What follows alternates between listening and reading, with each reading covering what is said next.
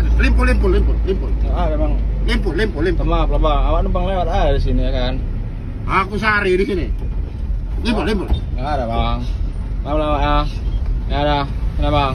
Kisah nyata dari preman, mati suri hingga menjadi ustaz. Di sebuah kota kecil, hiduplah seorang pria bernama Rahmat. Sejak muda, ia dikenal sebagai preman yang ditakuti. Ia sering terlibat perkelahian, memalak orang, dan menghabiskan malamnya dengan mabuk-mabukan bersama teman-temannya. Hidup dalam dunia kelam, Rahmat sudah akrab dengan minuman keras sejak remaja. Baginya, hidup adalah tentang bersenang-senang dan menunjukkan kekuatan. Ia tidak segan-segan mengancam orang demi mendapatkan uang. Hingga suatu malam, dalam kondisi mabuk berat, ia dan teman-temannya menenggak minuman oplosan. Tiba-tiba, tubuh Rahmat terasa panas, dadanya sesak, dan pandangannya mengabur. Ia jatuh tersungkur dan tidak sadarkan diri. Orang-orang yang melihatnya panik, mengira ia telah meninggal dunia.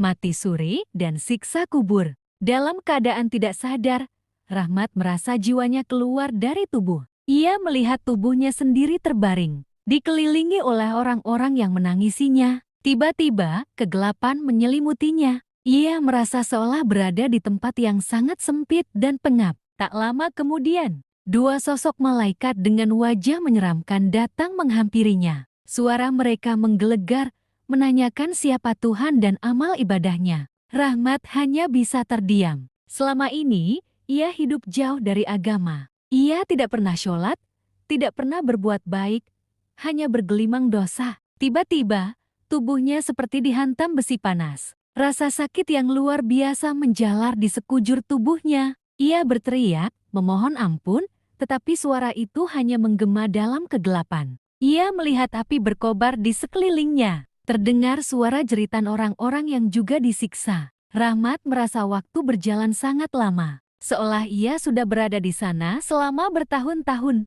Ketika rasa putus asa mulai menyelimuti, tiba-tiba ia mendengar suara yang lembut, "Kembalilah, engkau masih diberi kesempatan."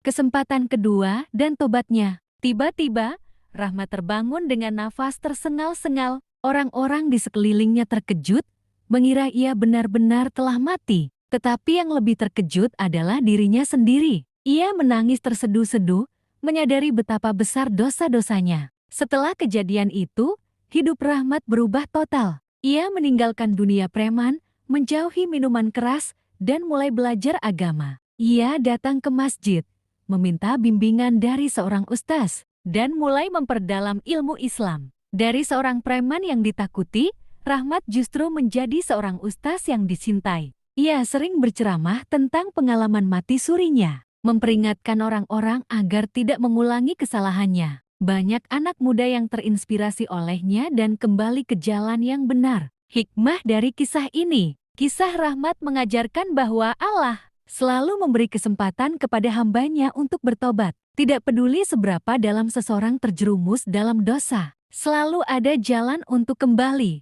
Yang terpenting adalah kemauan untuk berubah dan istiqamah di jalan yang benar. Semoga kisah ini menjadi pelajaran bagi kita semua.